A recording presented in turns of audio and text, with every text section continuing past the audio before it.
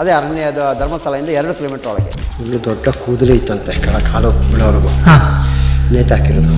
ಪಾಪ ಅವರು ಭಯಬಿದ್ದು ಉಳಿಯೋದ್ರು. ಕಾಡಿನಲ್ಲಿ ಅಪರಿಚಿತ ಮಹಿಳೆ ಶವ. ಅಲ್ಲಿ ಹೋಗಿ ಹೆಂಗೆ ಸುಸೈಡ್ ಮಾಡ್ಕೋತಾರೆ? ಕಾಡಿನಲ್ಲಿ ಸುಮಾರು ಹೆಣಗಳಿದೆ. ಮಳೆಗಾಲ ಬಂತು ಅಂತ ಆದ್ರೆ ಹೆಣ ಬೀಳ್ತಾ ಇರುತ್ತೆ ಅಲ್ಲಿ. ಮತ್ತೆ ನೋಡಿ ಅಲ್ಲಿ ಆತ್ಮಹತ್ಯೆ ಮಾಡುವ ಇದರಲ್ಲಿ ಹುಡುಗಿಯರು ಯಂಗ್ಸರಲ್ಲ ಒಳ ಉಡುಪುಗಳಿಂದ. ಇಲ್ಲೇ ಪಕ್ಕದಲ್ಲಿ ಸುಮಾರು ಒಂದು 4-5 ವರ್ಷ ಆಸುಪಾಸಿನ ಪುದುವೆಟ್ಟು ಅದು ಧರ್ಮಸ್ಥಳದಿಂದ ಸುಮಾರು ಕಾಡೊಳಗಡೆ ಒಂದು 4 ಕಿಲೋಮೀಟರ್ ಹೋಗ್ಬೇಕು. ಅಲ್ಲಿ ಹೆಂಗೆ ಡೆಡ್ ಬಾಡಿ ಬಿತ್ತು? ನನ್ನ ಫ್ರೆಂಡೇ ಇದೆ, ಕ್ಲಾಸ್ಮೇಟೇ ಇದ್ದಾನೆ. ಅವನು ಹೇಳ್ತಾ ಇರ್ತಾನೆ ಅಲ್ಲಿ ಸ್ಮೆಲ್ ಬರ್ತಾ ಇರೋದಂತ ಕಾಡಲ್ಲಿ ಆವಾಗಲೂ.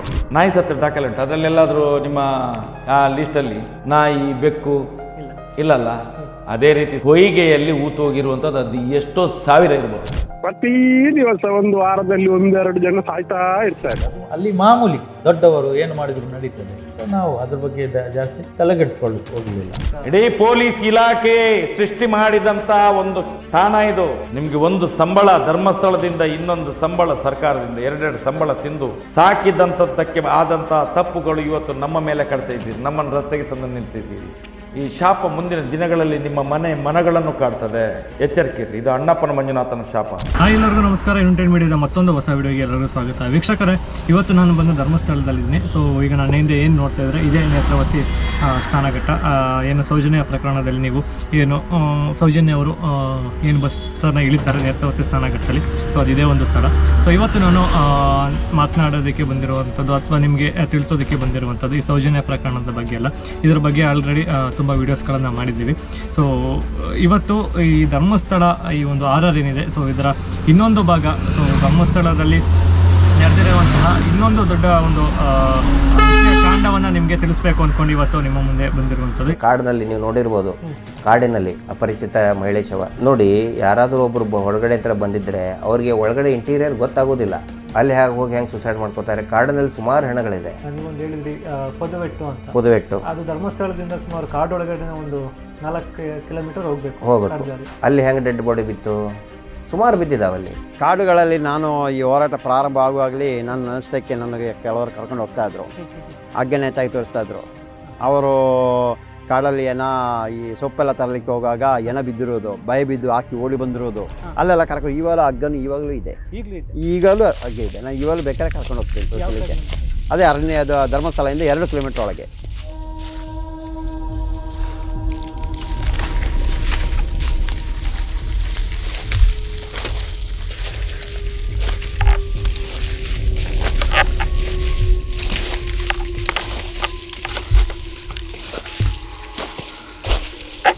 ಇದು ಜೇನು ತೆಗಿಲಿಕ್ಕೆ ಬಂದವರು. ಇದನ್ನು ನೋಡಿರೋದು ಹೆಣ್ಣು ಮಕ್ಕಳದು. ಇಲ್ಲಿ ದೊಡ್ಡ ಕೂದಲು ಇತ್ತಂತೆ, ಕಾಲು ಬಿಡೋರ್ಗು ನೇತಾಕಿರೋದು. ಪಾಪ ಅವರು ಭಯಬಿದ್ದು ಉಳಿಯೋದ್ರು. ಇಲ್ಲಿಂದ ಸ್ವಲ್ಪ ದೂರ ಧರ್ಮಸ್ಥಳ. ಇವಾಗ ಏನಂತ ಹೇಳಿದ್ವಲ್ಲ, ಯಾರ ಬಂದರೆ ಅತ್ಯಾಚಾರ ಮಾಡಿ ಮತ್ತು ದೊಡ್ಡವರು ಮಾಡಿ ಆನಂತರ ಸಣ್ಣವರಿಗೆ ಕೊಡೋದು, ಅವರು ತಂದು ಆಮೇಲೆ ಅವರಿಗೆಲ್ಲ ದೂರ ತಗೊಂಡು ಹೋಗು ಅಂತ ಹೇಳೋದು. ಅವ್ರ ಲಾಸ್ಟಿಗೆ ಕರ್ಕೊಂಡು ಬಂದು ಅತ್ಯಾಚಾರ ಮಾಡೋದು. ಕೆಲವೊಬ್ಬರು ಓಡಿ ಹೋಗ್ತಾರಲ್ಲ, ಅಲ್ಲಿಲ್ಲ ಜೀವಂತವಾಗಿ ಏನಾರು ಮಾಡಿ ಸಿಕ್ಕಿರೋ ಸಾಯಿಲ್ಲ, ಜೀವ ಉಳಿಸಿರೋ ಸಾಕುಗಳು ಹಂಗೆ ಬರುವವರು ಹಿಂದೆ ಬಂದುಬಿಟ್ಟು ಅವ್ರನ್ನ ಅತ್ಯಾಚಾರ ಮಾಡಿ ಕೊಲೆ ಮಾಡಿ ನೇತಾಗಿರೋ ಜಾಗನೇ ಇದು. ತುಂಬ ಇದೆ ಈ ಕಾಲದಲ್ಲಿ. ಹೌದೌದು, ತುಂಬ ಇದೆ. ಇಲ್ಲ, ಆಲ್ರೆಡಿ ಪೊಲೀಸ್ ರಿಪೋರ್ಟಲ್ಲಿ ಇದೆ ಈ ಕಾಡಿನಲ್ಲಿ ಇದೆ ಅನ್ನುವಂಥದ್ದು, ಡಾಕ್ಯುಮೆಂಟು ಇದೆ. ಜನಗಳು ಲೋಕಲ್ಸ್ ಅವರು ತುಂಬ ಜನ ಹೇಳಿದ್ದಾರೆ. ನಿಜ ಲೋಕಲ್ ಹೇಳ್ತಾ ಇದ್ದಾರೆ ಸರ್, ಆದರೆ ಏನಂತದ ಭಯ ಅವರಿಗೆ ಮುಂದೆ ಬರಲಿಕ್ಕೆ. ಹೌದು ಸರ್, ಪ್ರತಿಯೊಬ್ಬರಿಗೂ ಗೊತ್ತು, ಎಲ್ಲರಿಗೂ ಗೊತ್ತಿರೋ ವಿಷಯನೇ. ಸ್ವಂತ ಮನೆಯಿಂದ ಒಬ್ಬರದ್ದು ಡೆತ್ ಅವರು ಮಾತಾಡಲ್ಲ, ಇವರು ಕಣ್ಣು ಮುಂದೆ ಕರ್ಕೊಂಡು ಹೋದ ಮಾತಾಡಲ್ಲ. ಏನೋ ಕಾಡಿಂದ ಬೇಟೆಗೆ ಹುಲಿ ಬಂದು ಕರ್ಕೊಂಡು ಹೋಗ್ತೀವಲ್ಲ, ತಗೊಂಡು ಹೋಗ್ತೀವಿ, ಅದೇ ಥರ ಏನೋ ಮಾಡ್ಲಿಕ್ಕೆ ಆಗುತ್ತಾ?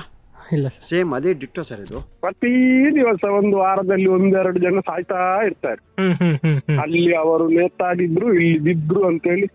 ಮತ್ತೆ ಅಲ್ಲೇ ಜನರಿಗೆ ಇದು ಕರೆಕ್ಟ್ ಗೊತ್ತುಂಟು, ಗೊತ್ತು. ಅವರು ಹೇಳಲಿಕ್ಕಾಗಲ್ಲ. ಈಗ ನೀವು ಫೋನಲ್ಲಿ ಹೇಳಿದಷ್ಟು ಸುಲಭ ಆಗಲ್ಲ ಅವ್ರಿಗೆ. ಈಗ ನಮಗೆ ನಾವು ಕೆಲವೊಂದು ಜನ ಮಾತಾಡ್ಸಿದೀವಿ, ಬಟ್ ಅವ್ರಿಗೆ ಅದೇ ಭಾಷೆ ಕೊಟ್ಟು ಮಾತಾಡ್ಸಿದೀವಿ. ಅದ್ರ ಜೊತೆಗೆ ಈಗ ನಿಮ್ಮ ಮಾಹಿತಿನೂ ಈಗ ನಮ್ಗೆ ಹೆಲ್ಪ್ ಆಗುತ್ತೆ ಆ ರೀತಿ. ನೀವು ಮಾಹಿತಿ ಎಲ್ಲ ಹಾಕಿ ನಮ್ದು ಯಾರಂತ ಹೇಳಿ ಈಗ ಗೊತ್ತಾಗ್ಬಾರ್ದು. ಅವ್ರಿಗೆ ಗೊತ್ತಿರುತ್ತೆ. ಈ ಥರ ನಮ್ಮ ಕಡೆ ನೋಡ್ಬೋದು. ಈ ಪುದುವೆಟ್ಟು ಅಲ್ಲಿ ತುಂಬ ಸಿಕ್ಕಿದೆ ಅಲ್ಲ? ಪುದುಬೆಟ್ಟು ಕಾಡು ಅಂದರೆ ಅದರಲ್ಲಿ ಜಾಸ್ತಿ ಜನ ಸಿಕ್ಕಿರೋದು. ಹಾಂ ಹಾಂ ನನ್ನ ಫ್ರೆಂಡೇ ಇದ್ದಾನೆ, ಕ್ಲಾಸ್ಮೇಟೇ ಇದ್ದಾನೆ, ಹಾಂ ಅವನು ಹೇಳ್ತಾ ಇರ್ತಾನೆ ಹಾಂ ಅಲ್ಲಿ ಅವ್ರ ಮನೆ ಪಕ್ಕದಲ್ಲಿ ಎಲ್ಲ ಟ್ಯಾಪಿಂಗ್ ಮಾಡಿ ಹೋಗ್ಲಿಕ್ಕೆ ಆಗಲ್ಲ, ಹಾಂ ಅಲ್ಲೂ ಸ್ಮೆಲ್ ಬರ್ತಾ ಇರೋದು ಅಂತ ಕಾಡಲ್ಲಿ ಹಾಂ ಹಾಂ ಯಾವಾಗಲೂ. ಹ್ಞೂ ಹ್ಞೂ ಭಯ ಬಿದ್ದು ಸಾಯಂಕಾಲ ಆದರೆ ಮತ್ತೆ ಯಾರು ಹೊರಡಲ್ಲ ಇಲ್ಲಿಂದ. ಹ್ಞೂ ಹ್ಞೂ ಹ್ಞೂ ಹಾಂ, ಸಾಯಂಕಾಲ ಮೇಲೆ ಹೊರಟ್ರೆ ಅವನ ಕತೆ ಮುಗೀತು.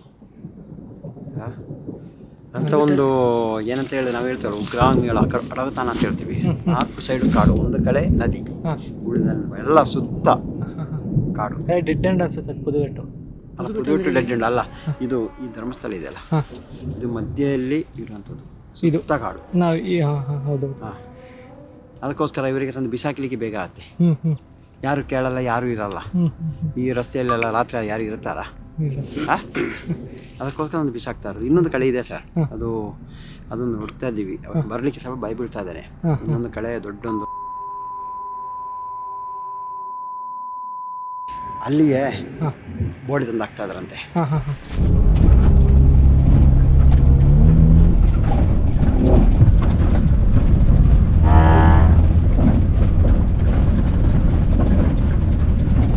ಸುಮಾರು ಒಂದು 20 ವರ್ಷ ಆಗಿರ್ಬೋದು, ಆಗಿದೆ. ಒಂದು ದಿವಸ ಇಲ್ಲಿ ಬರ್ತಾ ಇರುವಾಗ ಏನೋ ಒಂದು ವಾಸನೆ ಬರ್ತಾ ಇತ್ತು. ವಾಸನೆ ಬರಬೇಕು ಅಂದರೆ ಏನಪ್ಪ ಇದು ವಾಸನೆ ಇಲ್ಲಿ ಅಂತೇಳಿ ಸ್ವಲ್ಪ ನಾನು ಅಬ್ಸರ್ವ್ ಮಾಡಿದೆ. ಆಗ ನೊಣಗಳೆಲ್ಲ ಒಂದು ವಾಸನೆ ಇದ್ದ ಕಡೆಗೆ ಹಾರಿ ಹೋಗುವಂಥ ಒಂದು ಟುಯಿ ಟುಯಿ ಅಂತೇಳಿ ಒಂದು ಶಬ್ದದಲ್ಲಿ ಹೋಗ್ತಾ ಇತ್ತು. ಏನಪ್ಪ ಅದು ಇಲ್ಲಿ ಆ ಕಡೆ ಅಂತೇಳಿ ನೋಡುವಾಗ ಇಲ್ಲೇ ಪಕ್ಕದಲ್ಲಿ ಒಂದು ಮರ ಇತ್ತು. ಅಲ್ಲಿ ಮರದ ಬುಡದಲ್ಲಿ ಹೆಣ್ಣು ಮಗು, ಸುಮಾರು ಒಂದು 14ರಿಂದ 15 ವರ್ಷ ಆಸುಪಾಸಿನ ಒಂದು ಹುಡುಗಿ. ಇಲ್ಲಿ ಯಾವ ಜಾಗ ನೋಡಿ, ಅಲ್ಲಿ ಸ್ವಲ್ಪ ಮುಂದೆ, ಅಲ್ಲೇನಾ? ಇಲ್ಲಿ ಸ್ವಲ್ಪ ಮುಂದೆ ಒಂದು ದೊಡ್ಡ ಮರ ಇತ್ತು, ಅದು ಇವಾಗ ಬಿದ್ದೋಗಿದೆ. ಅಲ್ಲಿ ಆ ಮರದ ಬುಡದಲ್ಲಿ ಈ ಪಕ್ಕದಲ್ಲಿ ಇದನ್ನ ಮಾಡಿದ್ದಾರೆ. ಇದು ಯಾವ ಜಾಗ ಬರುತ್ತೆ? ಇದು ಈಗ ಜಾಗದ ಹೆಸರು ಎಲ್ಲೂ ಹೇಳೋದಕ್ಕೆ ಹೋಗಲ್ಲ, ಮ್ಯೂಟ್ ಮಾಡ್ತೀವಿ. ಮತ್ತೆ ಇಲ್ಲಿ ಯಾರ ಫೇಸ್ ತೋರಿಸೋದಿಲ್ಲ, ಯಾಕಂದ್ರೆ ಅದು ಸೇಫ್ಟಿ. ಈಗ ಸ್ಥಳೀಯರಿಗೆ ಸೊ ಇಲ್ಲೇ ಇರೋದ್ರಿಂದ ಸೊ ಅವ್ರಿಗೆ ತೊಂದರೆ ಆಗ್ಬೋದು. ಸೊ ಆ ಒಂದು ಕಾರಣದಿಂದ ಫೇಸು ಬರೋದಿಲ್ಲ, ಮತ್ತೆ ವಾಯ್ಸ್ ಮಾತಾಡೋದು ಕೂಡ ಚೇಂಜ್ ಮಾಡ್ತೇನೆ. ಆ್ಯಸಿಡ್ ಹಾಕ್ಕೊಂಡು ಡೆಡ್ ಬಾಡಿ ಸಿಕ್ಕಿದೆ ಮುಖಕ್ಕೆ. ಯಾರಾದರೂ ಮುಖಕ್ಕೆ ಆ್ಯಸಿಡ್ ಹಾಕ್ಕೊಂಡು ಸುಸೈಡ್ ಮಾಡ್ಕೋತಾರಾ? ಒಂದು ಮಾರಿಗುಡಿ ಹತ್ರ ಒಂದು ಹೆಂಗಸನ್ನ ಕೈ ಕಾಲೆಲ್ಲ ಕಟ್ಟಿ ಹಾಕಿ ಅದರ ಮುಖ ಕಾಣದಾಗೆ ಆಸಿಡ್ ಒಯ್ದು ಬಿಟ್ಟು ಅದು ಸುಟ್ಟು ಹೋಗಿದೆ. ಅಲ್ಲ, ಅದು ಆತ್ಮಹತ್ಯೆ ಅಂತ ಮಾಡೋದು. ಅದನ್ನ ಆತ್ಮಹತ್ಯೆ ಅಂತ ಮಾಡಿದ್ದಾರೆ. ಅಂದ್ರೆ ಎಲ್ಲ ಕಟ್ಟಿ ಹಾಕಿ ಕೈಕಾಲು ಅಂದಾಡದಾಗಿ ಹೀಗೆ ಕಟ್ಟಿ ಹಾಕಿಬಿಟ್ಟು ಮಲಗಿದಲ್ಲಿ ಅಲ್ಲಿಗೆ ಬೆಂಕಿ, ಇದು ಆಸಿಡ್ ಮುಖಕ್ಕೆ ಹಾಕಿ ಮುಖ ತಲೆ ಕೂದಲೆಲ್ಲ ಕರಕಿ ಬೆಂಕಿ ಹೋಗಿ ಬರ್ತಾ ಉಂಟು ಆಸಿಡ್ನ ಪವರ್ನಲ್ಲಿ. ಆ ಇದರಲ್ಲಿ ಅದು ಕಾಣದ ಮುಖ ಪರಿಚಯ ಇಲ್ಲದಾಗಿ ಮಾಡಿದ್ದಾರೆ ವಿರೂಪಗೊಳಿಸ್ಲಿಕ್ಕೆ ಅಂತ. ಸುಮಾರು ಇಲ್ಲಿಯವರಲ್ಲದೆ ಅಷ್ಟು ಪಬ್ಲಿಕ್ ಅಲ್ಲಿ ಬೆಳಿಗ್ಗೆ ಎಲ್ಲ ತಂದು ಹಾಕ್ಲಿಕ್ಕೆ ಅಲ್ಲ, ಅಲ್ಲಿ ಕೊಲೆ ಆದವರು ಹೊರಗಿನವರು, ಬೆಂಗಳೂರು ಕಡೆಯವರು ಅಂತ ಹಾಗೇನೋ ಒಂದು ಮಾತು ಬಂತು. ಅಲ್ಲ, ಇದು ಕಡಿವಾಣ ಆಗಿದ್ದು ಯಾವಾಗ? ಇವ್ರದ್ದು ಕಡಿವಾಣ ಆಗ್ಬೇಕಾದ್ರೆ ಸೌಜನ್ಯ ಕೊಲೆ ಆದ ನಂತರ ಕಡಿವಾಣ ಆಗಿದೆ. ಸೌಜನ್ಯಂದು ವಿಷಯ ಸ್ಟಾರ್ಟ್ ಆದ್ಮೇಲೆ, ಕೇಸು ಸ್ಟಾರ್ಟ್ ಆದ್ಮೇಲೆ ಅಲ್ಲಿಗೆ ತುಂಬಾ ಕಡಿಮೆ ಆಗಿದೆ. ಜನ ಎಲ್ಲ ದಂಗೆ ಇದ್ರು, ಹೋರಾಟ ಸ್ಟಾರ್ಟ್ ಆಯ್ತು. ಇವಾಗ ಅಲ್ಲಿ ಸ್ವಲ್ಪ ಕಡಿಮೆ ಇದೆ. ಇಲ್ಲದಿದ್ರೆ ಮಳೆಗಾಲ ಬಂತು ಅಂತ ಆದ್ರೆ ಹೆಣ ಬೀಳ್ತಾ ಇರುತ್ತೆ ಅಲ್ಲಿ. ಮತ್ತೆ ನೋಡಿ, ಅಲ್ಲಿ ಆತ್ಮಹತ್ಯೆ ಮಾಡುವ ಇದರಲ್ಲಿ ಹುಡುಗಿಯರು, ಯಂಗ್ಸ್ರಲ್ಲ, ಒಳ ಉಡುಪುಗಳಿಲ್ಲ. ಅದು ಅದರಲ್ಲಿ ಬರ್ತದೆ, ಪೋಸ್ಟ್ ಮಾರ್ಟಮ್ ರಿಪೋರ್ಟ್ ಅಲ್ಲಿ ಎಲ್ಲ ಉಂಟು. ಇದೆ, ತುಂಬಾ ಇದೆ. ಸ್ಥಳೀಯರು ಬೇರೆ, ನೀವು ಅಲ್ಲದನ್ನೇ ಬೇರೆಯವರು ಕೂಡ ಹೇಳಿದ್ದಾರೆ. ಹೌದು, ಸೊ ಆಸಿಡ್ ಹಾಕೊಂಡು ಆತ್ಮಹತ್ಯೆ ಮಾಡ್ಕೊಳ್ತಾರೆ. ಮತ್ತೆ ಅದೇ ಬಟ್ಟೆನೇ ಇರೋದಿಲ್ಲ, ಆತ್ಮಹತ್ಯೆ ಮಾಡ್ಕೊಳ್ತಾರೆ. ಹೌದು, ಬಟ್ಟೆ ಇಲ್ಲದೆ ಇರುತ್ತೆ. ಇದೆಲ್ಲ ತುಂಬಾ ನಡೀತಾ ಉಂಟು ಅಲ್ಲಿ. ಅದು ಅಲ್ಲಿ ಮಾಮೂಲಿ, ಗೊತ್ತಾಯ್ತಾ? ಮಾಮೂಲಿ ಆಗ್ತಾ ಇರುತ್ತೆ. ದೊಡ್ಡವರು ಏನು ಮಾಡಿದ್ರು ನಡೀತದೆ, ಮಾಡ್ತಾ ಇರ್ತಾರೆ ಅಲ್ಲಿ ಅಂತ. ನಾವು ಅದ್ರ ಬಗ್ಗೆ ಜಾಸ್ತಿ ತಲೆಗೆಡಿಸ್ಕೊಳ್ಳಕ್ಕೆ ಹೋಗಲಿಲ್ಲ. ಮತ್ತು ಯಾರತ್ರ ಹೇಳಲಿಕ್ಕಿಲ್ಲ ಅಲ್ಲಿ, ಗೊತ್ತಾಯ್ತಾ? ಹೇಳಲಿಕ್ಕಿಲ್ಲ ಹಾಗೆ. ಮತ್ತು ತುಂಬ ಜನ ನನ್ನ ಹತ್ರನೂ ಹೇಳಿದ್ದಾರೆ, ನೀವು ಇದು ಮಾಡಬೇಡಿ, ನಾವು ಹೇಳ್ತೇವೆ ಈ ಥರ ಆದರೆ ಅದನ್ನು ರೆಕಾರ್ಡ್ ಮಾಡಬೇಡಿ, ಮತ್ತು ಹೇಳಬೇಡಿ, ನಾವು ಹೀಗೆ ಇದೆ ಅಂತ ಹೇಳ್ತೀವಿ ಅಷ್ಟೇ. ಮತ್ತು ನಾವು ಮುಂದೆ ಬಂದು ನೀವು ಸಾಕ್ಷಿ ಅದು ಇದು ನಾವು ಹೇಳಲಿಕ್ಕಿಲ್ಲ, ನಾವು ಬರುವುದಿಲ್ಲ. ಆದರೆ ನಮ್ಮನ್ನು ಈಗ ಮೊನ್ನೆ ಒಂದು ವಿಡಿಯೋ ನಾನು ಹಾಕಿದ್ದೇನೆ, ಕರ್ಕೊಂಡು ಹೋಗಿ ಹೆಣ ಅಲ್ಲಿ ಬಿಸಾಕುವಾಗ ಅವ್ರು ನೋಡಿದವರು. ಅಂದರೆ ಅವರು ಶಾಲೆಗೇನೋ ಹೋಗಿ ಬರುವಾಗ ಅಲ್ಲಿ ಅಂದರೆ ಆವಾಗ ಈ ಕರೆಂಟ್ ಎಲ್ಲ ಕಡಿಮೆ ಅಲ್ಲ, ಸಾಯಂಕಾಲದ ಹೊತ್ತು ಅಂದರೆ 5 ಗಂಟೆ ಅಷ್ಟೊತ್ತಿಗೆ, ಅಂದರೆ ನಿರ್ಜನ ಪ್ರದೇಶ ಜಾಸ್ತಿ ಆವಾಗ. ಅಲ್ಲೇ ಸಿಕ್ಕಾಪಟ್ಟೆ ಕಾಡಲ್ಲ, ಈಗಲೂ ಕಾಡಿದೆ, ನಿಮ್ಗೆ ಗೊತ್ತಿದೆ, ನೋಡಿದರೆ. ಆವಾಗ 40 ವರ್ಷ ಹಿಂದೆ ಯಾವ ಥರ ಇರ್ಬೋದು ಆ ಥರ ಹೋಗ್ತಾ ಇರುವಾಗ ಇವರು ಮುಂದೆ ಅಂಬಾಸಿಡರ್ ಕಾರಲ್ಲಿ ತಗೊಂಡೋಗಿ ಹೆಂಗಸಿನ ಹೆಣವನ್ನು ಕರೆಕ್ಟಾಗಿ ಇವ್ರು ನೋಡಿದ್ದಾರೆ. ಹೆಂಗಸಿನ ಹೆಣವನ್ನು ಡಿಕ್ಕಿಯಲ್ಲಿ ತಗೊಂಡೋಗಿ ಅಲ್ಲೇ ಸ್ವಲ್ಪ ಹತ್ತಿರ ಅಲ್ಲಿ ಬಿಸಾಕ್ಬಿಟ್ಟು ಇವರೊಂದು 100-200 ಮೀಟರ್ ದೂರದಲ್ಲಿ ಇದ್ರಂತೆ.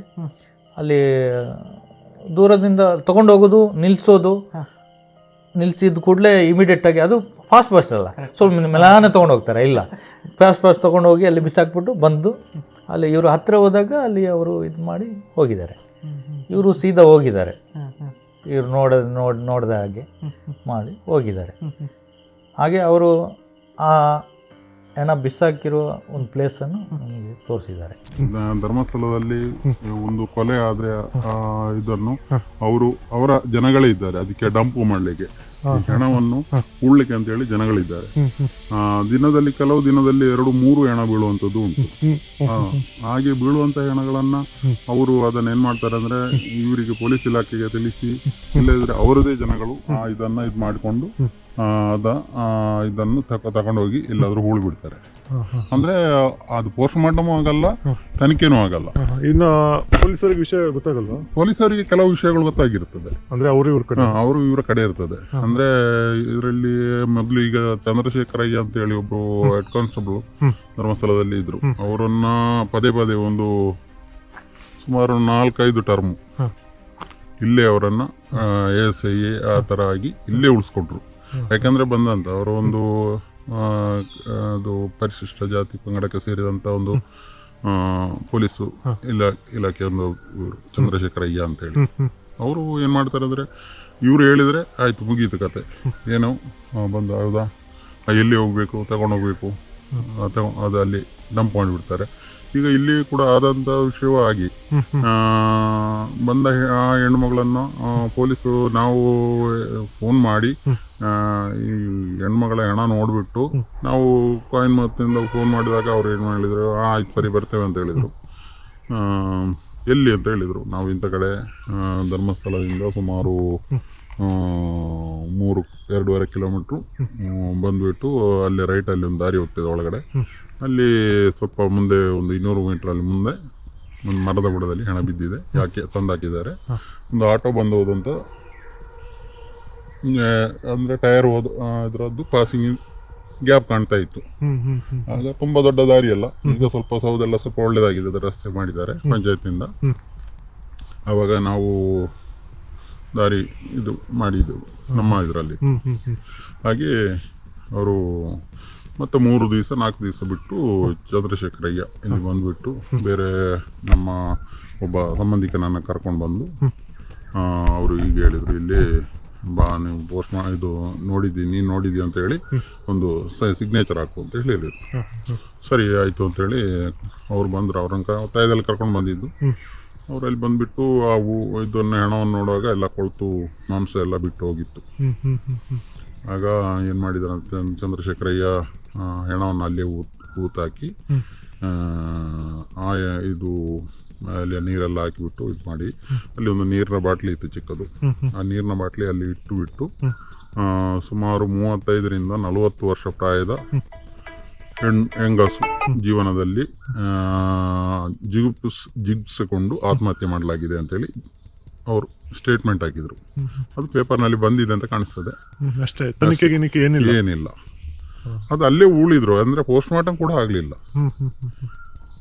ಪೋಸ್ಟ್ ಮಾರ್ಟಮ್ ಆಗಬೇಕಾದ್ರೆ ಡಾಕ್ಟರ್ ಬರಬೇಕು, ಅದರದ್ದು ಇದೆಲ್ಲ ಆಗಬೇಕಲ್ಲ, ಇದೆಲ್ಲ ತಗೊಂಡು ಹೋಗ್ಬೇಕು. ಅವರು ಏನು ತಗೊಂಡು ಹೋಗ್ಲಿಕ್ಕೆ ಏನಿಲ್ಲ, ಅಸ್ಥಿ ಮಾತ್ರ ಉಳಿದಿರೋದು. ಅಂದರೆ ಮೂಳೆಗಳು ಉಳಿದೋದನ್ನ ಅಲ್ಲಿ ಅವರು ಡಂಪು ಮಾಡಿ ಹೋಗಿದ್ದಾರೆ. ಅಲ್ಲಿ ಆಗಿರುವಂಥ ಘಟನೆ ನೀವೇನು 10 ವರ್ಷದ್ದು ನೀವು ಹೇಳ್ತಿರಲ್ಲ, ಅದು ಏನೂ ಅಲ್ಲ ಅಂತ. ಅದು ಒಂದು ಬಾಡಿ ಸಿಗುವಾಗ ಮಹೇಶ್ ಶೆಟ್ಟಿ ಇದ್ರೆ ಇನ್ನೆಲ್ಲಾದ್ರೂ ಹೇಳ್ತಾನೆ ಅಂತ ಹೇಳುವಂಥದ್ದು ಅದೊಂದು ದಾಖಲೆ ಅಷ್ಟೇ. ಅಂದರೆ ನಿಮ್ಮ ಪ್ರಕಾರ ಇನ್ನೂ ಇಂಥ ಸಾವಿರವನ್ನು ದಾಖಲೆಗಳೇ ಇಲ್ಲದೆ ನಾಯಿ ಸತ್ರ ದಾಖಲೆ ಉಂಟು. ಅದರಲ್ಲೆಲ್ಲಾದರೂ ನಿಮ್ಮ ಆ ಲೀಸ್ಟಲ್ಲಿ 2002ರಿಂದ 2012 ತನಕ ದಾಖಲೆ ಕೊಟ್ಟಿದ್ದಾರಲ್ಲ, ಅದರಲ್ಲಿ ನಾಯಿ ಸತ್ತದ್ದೆಲ್ಲಾದರೂ ಡಾಕ್ಯುಮೆಂಟ್ ಉಂಟು ನೋಡಿ? ನಾಯಿ, ಬೆಕ್ಕು ಇಲ್ಲಲ್ಲ. ಅದೇ ರೀತಿ ಸತ್ತಂಥ ಮನುಷ್ಯನ ದೇಹಗಳು ಎಷ್ಟೋ ಮಣ್ಣಿನಲ್ಲಿ, ನೀರಿನಲ್ಲಿ, ಹೊಯ್ಗೆಯಲ್ಲಿ ಹೂತೋಗಿರುವಂಥದ್ದು ಅದು ಎಷ್ಟೋ ಸಾವಿರ ಇರ್ಬೋದು. ಇದು ಯಾವಾಗ ಯಾರ್ಯಾರು ನೋಡಿದ್ದಾರೆ ಹಾಗಾಗಿ ಅದಕ್ಕೆ ಒಂದು ದಾಖಲೆ ಮಾಡಿ ಇಟ್ಟಿದ್ದಾರೆ ಅಷ್ಟೇ. 452 ಎಷ್ಟು ಉಂಟಲ್ಲ ಇದು ದಾಖಲೆ. ಇದು ದಾಖಲೆ ಏನಂತ ಹೇಳಿದರೆ, ಒಂದು ಸರ್ಕಾರಿ ಅಧಿಕಾರಿಗಳಲ್ಲಿ ಕೆಲಸ ಮಾಡ್ತಿದ್ದಾರಲ್ಲ ಅದಕ್ಕೊಂದು ಇಷ್ಟು ಆಗಿದೆ ಅಂತ ತೋರಿಸ್ಲಿಕ್ಕೆ ಒಂದು ದಾಖಲೆ. ಏನಿಲ್ಲ, ಇದು ಜೀರೋ. ಇದು ಅಲ್ಲಿ ಕಲ್ಲೇರಿ ಅಂತ ಅಲ್ಲಿ ನಮ್ಮ ಹೋಟ್ಲ್ ಇತ್ತು. ಅಲ್ಲಿಂದ ಮುಂದೆ ಹೋದ್ರೆ ಪೆಟ್ರೋಲ್ ಪಂಪ್ ಸಿಗುತ್ತೆ. ಅಲ್ಲಿಂದ ಪುನಃ ಸ್ವಲ್ಪ ಮುಂದೆ ಹೋದ್ರೆ 2 ಸೈಡ್ ಕಾಡು. ಆ ಕಾಡಿನ ಒಳಗಡೆ ಎಲ್ಲ ಹೋದ್ರೆ ಬೇಜಾನ್ ಮರಗಳಲ್ಲಿ ಹಗ್ಗ ಎಲ್ಲ ಇದೆ. ಅಲ್ಲಿ ಜನರಲ್ಲಿ ಹೋಗ್ಲಿಕ್ಕೆ ಹೆದರ್ತಾರೆ. ಮತ್ತೆ ಈಗ ಜನಗಳಿಗೆ ಗೊತ್ತು ಅಲ್ಲಿ ಏನಾಗ್ತಿದೆ ಅನ್ನುವಂಥದ್ದು, ಮತ್ತೆ ಏನಾಗಿದೆ, ಮತ್ತೆ ಅವ್ರು ತುಂಬಾ ಜನ ನೋಡಿದಂಥವ್ರು ಇದ್ದಾರೆ. ಒಂದು 2-3 ಸಲ ನಾನು ಕೂಡ ಈ ಡೆಡ್ ಬಾಡಿ ನೋಡಿದ್ದೇನೆ. ಒಂದು ಆ ಸ್ಕೂಲ್ ಕರೆಕ್ಟ್ ಎಡಭಾಗದಲ್ಲಿ, ಈ ನಾನು ಹೇಳ್ತೇನೆ ನೋಡಿ, ಧರ್ಮಸ್ಥಳ ದ್ವಾರ ಇದೆಯಲ್ಲ, ಆ ದ್ವಾರದಿಂದ ಆ ರೋಡ್ ಅಲ್ಲಿ ಬಂದ್ರೆ ಬೆಂಗಳೂರು ರೂಟ್, ಅದು ನಿಮ್ಗೆ ಗೊತ್ತುಂಟಲ್ಲ. ಆ ದ್ವಾರದಿಂದ ಒಂದು 3/4 ಕಿಲೋಮೀಟರ್ ಒಳಗೆ ಈ ಸ್ಕೂಲ್ ಇರುದು. ಗೊತ್ತಾಯ್ತು, ಈಗ ಗೊತ್ತಾಯ್ತು ಸ್ಕೂಲ್. ನೋಡಿದೆ ಗ್ರೌಂಡ್ ಇದೆ. ಅದರ ಲೆಫ್ಟ್ ಅಲ್ಲಿ ಒಂದು ತೆಂಗಿನ ತೋಟ ಇದೆ. ಅಲ್ಲಿ ಒಂದು ಹೆಂಗಸು ಕಂಪ್ಲೀಟ್ ಅವರ ಮೈಯಲ್ಲಿ ಬಟ್ಟೆ ಇರ್ಲಿಲ್ಲ, ಇದೊಂದು ಸೌಜನ್ಯ ಆಗುದಕ್ಕಿಂತ ಸ್ವಲ್ಪ ವರ್ಷಕ್ಕಿಂತ ಮುಂಚೆ. ಹೆಂಗಸಿನ ವಯಸ್ಸು ಎಷ್ಟಿರ್ಬೋದು ಅಂದಾಜು? ವಯಸ್ಸೊಂದು 35 ಏನಾದ್ರು ಇರ್ಬೋದು. ದೊಡ್ಡ ಬಾಡಿ ಅವರದ್ದು. ಒಂದು ಬಟ್ಟೆ ಇರ್ಲಿಲ್ಲ ಅವರ ಮೇಲಲ್ಲಿ. ಒಂದು ಮಧ್ಯಾಹ್ನ ಆಗುವಾಗ ಒಂದು 2 ಪೊಲೀಸ್ ಬಂದ್ರು. ಅದು ಮಧ್ಯಾಹ್ನ ಊಟಕ್ಕೆ ಹೋಗುವ ಅದು ಕ್ಲಿಯರೆನ್ಸ್ ಆಗಿದೆ, ಅದರದ್ದು ಯಾವುದೇ ನ್ಯೂಸ್ ಇಲ್ಲ, ಪೇಪರ್ ಅಲ್ಲಿ ಕೂಡ ಬರ್ಲಿಲ್ಲ, ಯಾವುದೇ ಇದು ಇಲ್ಲ. ಮುಗೀತು ಅಲ್ಲಿಗೆ ವಿಷಯ, ಅದು ಕ್ಲಿಯರ್ ಆಗಿದೆ. ಅದೇ ಹಿತ್ತಲು ಉಂಟಲ್ಲ, ಅದರ ಸ್ವಲ್ಪ ಹಿಂದೆ ಹೋದ್ರೆ ಇಬ್ಬರು ಇದು ಎಲುಬುಗಳೆಲ್ಲ ಇತ್ತಲ್ಲಿ. ಅದು ಕಪಲ್ಸ್ ಅಂತ ಕಾಣ್ತದೆ.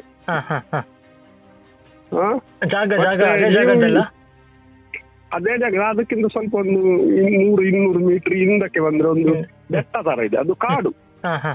ಅಲ್ಲಿಂದ ಮೇಲೆ ಹತ್ತಿದ್ರೆ ಕಂಪ್ಲೀಟ್ ಕಾಡು.